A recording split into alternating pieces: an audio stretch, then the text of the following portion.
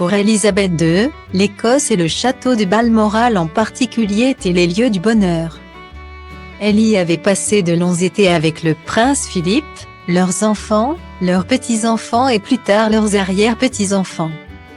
Les Cambridge, ainsi que d'autres petits-enfants royaux, ont évoqué leurs souvenirs de séjour avec la reine dans la propriété écossaise.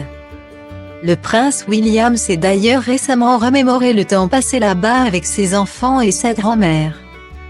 Des moments dont il chérira le souvenir. Sur la BBC, la correspondante royale de Vanity Fair Cathy Nicholl a expliqué pourquoi la reine aimait tant Balmoral. Selon moi, c'est parce qu'elle pouvait laisser sa couronne aux portes de Balmoral et jouer un rôle différent, celui de mère, grand-mère et d'arrière-grand-mère, a-t-elle expliqué.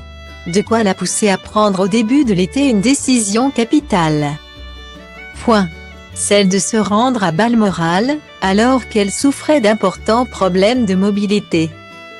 Une part de la reine savait qu'elle ne reviendrait pas, au château de Windsor ou au palais de Buckingham. Je pense qu'elle voulait être à Balmoral et qu'elle voulait y mourir, a déclaré Cathy Nicholl. Un point sur lequel le présentateur Hugh Edwards ne l'a pas contredite. La reine, qui avait de sérieux problèmes de santé, a néanmoins décidé qu'elle voulait passer l'essentiel de son temps à Balmoral pendant l'été. Cette décision dit long sur le fait qu'elle était très bien à Balmoral, un endroit où elle était heureuse et où elle avait beaucoup de bons souvenirs.